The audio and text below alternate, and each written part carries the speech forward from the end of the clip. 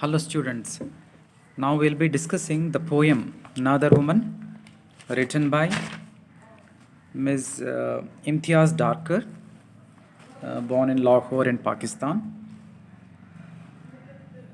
She's ranked on par with some of the famous women poets of India, such as Kamala Das, Sujata Bhatt, and Tara Patel. She is not only a poet but also a painter and an accomplished documentary filmmaker. Her collections of poetry include Parda, Postcards from God, and I Speak for the Devil, The Terrorist, at my table, and Leaving Fingerprints. So, this particular lady poet from Pakistan, Imtiaz Darkar, has written this particular poem, Another Woman. Another woman. What is the meaning? Another woman. One more woman. Uh, one more woman who has lost her life uh, for what? For the greed or for the ego of the in-laws. What? Why? What happens exactly in the poem? Let us see. The poem goes like this. This morning she bought green methi in the market, choosing the freshest bunch, picked up a white radish. Imagined the crunch it would make between her teeth, the sweet, sharp taste. Then put it aside, thinking it an extravagance,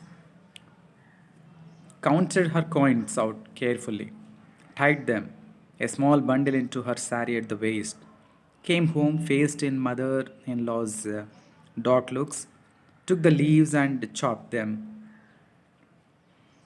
Okay, so here that the poem begins where the lady goes to market and she wants to buy some vegetables, especially uh, first she buys green methi మెంతికూర she buys కొంటుంది and whereas she wants to buy radish also.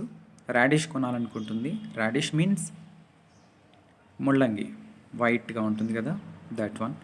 So she wants to buy it but she doesn't have enough money. As she